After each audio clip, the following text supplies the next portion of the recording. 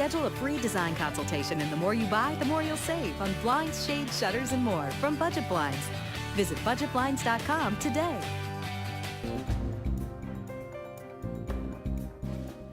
You might have seen it on TV over the past few years. It's an insane form of extreme downhill ice skating, not for the faint of heart. Red Bull's Crashed Ice normally takes place in Old Quebec, but is coming to Edmonton this year, and one local athlete is trying to qualify for the big event. It's fast, it's dangerous, and it involves hockey skates. So it's only fitting a local Lloydminster athlete is trying to qualify for this year's Crashed Ice competition in Leduc this weekend. You get your gear on and head out onto the ice. They got a track set up with a bunch of cones and some hurdles. It's just like, yeah, an obstacle course on half the ice. You do a couple tight turns, some ducks, some jumps, and you're doing this all timed, and you get 2 chances at it. If your times are good enough, you make it on. Rudy Pollard. This isn't Pollard's first rodeo. Last year he qualified in 2nd place and competed at the main event in Quebec. With the finals being held in Edmonton this year, he set his sights high. Or maybe you should say low. Last year I didn't push myself. I just kind of rode it out, I felt, and got a feel for it. And so this year I want to, maybe push myself just that little extra step. And even though as many tips and everything they gave you, you're looking down and it's like a ways down. Like it's steep and it's really intimidating the first time. But after that first time, and you actually man up and do it, it's like you want to just get back up there again and again and again and do it over and over. Pollard is trying to find any edge possible in his competition, and he's even taken up a different type of downhill skiing, snowblading at Table Mountain. But he thinks that his biggest asset will be his lifetime worth of hockey experience, and that this year being his 2nd year, his chances are better than ever.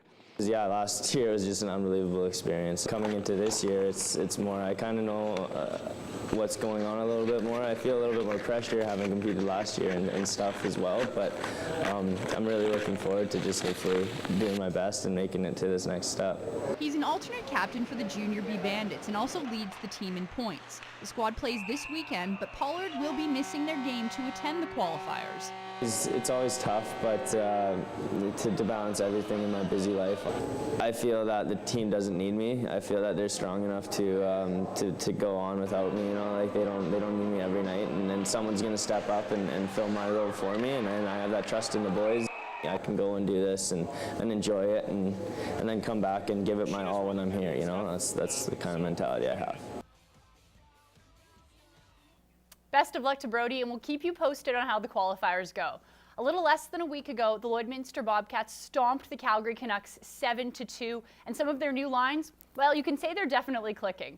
Last night, they needed to keep that momentum going as they were facing another hot team, the Whitecourt Wolverines, who are 6-1 in their last 7.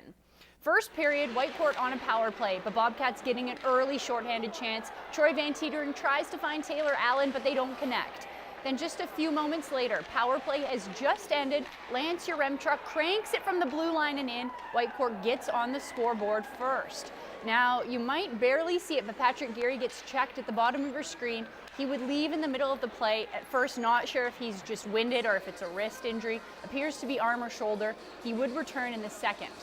Now on to the second period. Ryan Hendrick almost gets a shot off, but it's Kevin Dara who seals the deal and ties it up for the Bobcats, and here come the men in black. Then Whitecourt on a 2-man advantage. 16 finds a hole and beats Devin Green's 6th side to make it 2-1. Now, it might have been a quieter third period for the scoring, but definitely not for scrappiness. Here, Brett Everson and Tadden Ratty drop the gloves, and both get 5 for fighting and a game. Bobcats can't manage to even it, and Whitecourt with the empty netter at the end of the game to seal the deal. Now, even though Geary returned in the second, he didn't play in the third and is apparently out with an upper body injury and day-to-day. After the game, Coach Gary Van Herrewaite gave us his thoughts on what his team is lacking despite outshooting the Wolverines 34-21. I think we've got to get more competitive, more desperate, that we're not satisfied with just getting pucks in net and allowing the goaltender to make saves. We've got to find a way to deflect pucks and mirror the goaltender and make his job a little bit tougher. And obviously when you only get 1 out of 34, his job wasn't that hard tonight. Came out flat. They played good, and I don't know, I thought we had some good pressure at the end, but penalties hurt us a lot. which they usually do, and it's too bad. That was a big loss for us. So.